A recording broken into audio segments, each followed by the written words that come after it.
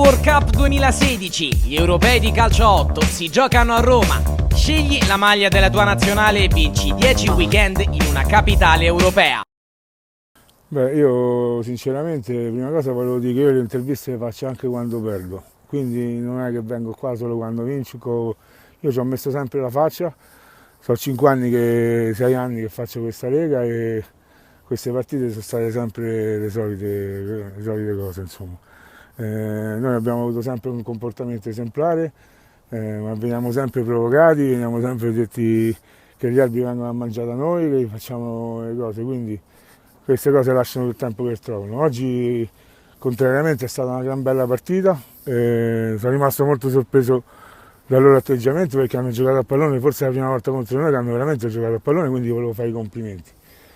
Non me l'aspettavo perché pensavo che sarebbe stata la solita partita messa, ogni decisione arbitrale messa in confusione, invece devo fare i complimenti perché loro sono stati bravissimi, poi dopo è normale, c'è stato un episodio sfavorevole a noi e la partita si è nervosita. Questo non vuol dire che passiamo adesso e che continuiamo a lavorare. Mi dispiace per quello che è successo a fine partita perché non siamo abituati, non è proprio nella nostra mentalità, nella nostra etica fare quelle cose che sono successe. Però non è possibile che si passa davanti alla panchina e si insulta la squadra, da di fuori si dicono cose che non stanno né in cielo né in terra.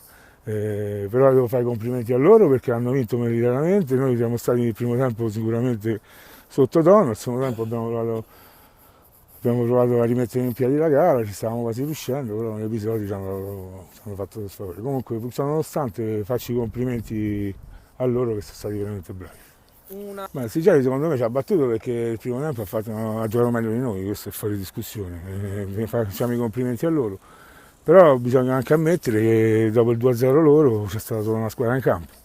Ho visto dei miracoli del portiere loro, anzi facciamo i complimenti, mentre mi pare che Luciano Molon nel secondo tempo non ha fatto una parata, non è stato solo l'ordine dell'amministrazione. Mentre loro, logicamente, forti del vantaggio 2-0, si sono chiusi, noi abbiamo provato e riprovato, siamo stati pure sfortunati in occasione di Parroni, di Simonetta, Gaeta, purtroppo il calcio è questo, se non la butti dentro non vinci. Per quanto riguarda, sì, questo è un difetto nostro che abbiamo da 5 anni, ce lo portiamo dietro, noi partiamo sempre in svantaggio, eppure stasera abbiamo cominciato a giocare sul 2-0, questo è una cosa dove dobbiamo migliorare e speriamo che per le fasi finali insomma miglioreremo questo aspetto. Anche perché la partita, che se vi ricordate bene, noi vinciamo 3-0.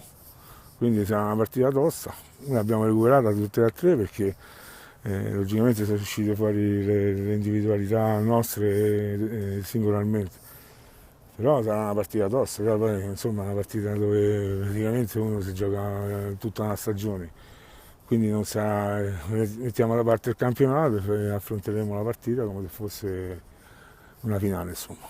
Grazie a Francesco Testa e alla prossima. Prego.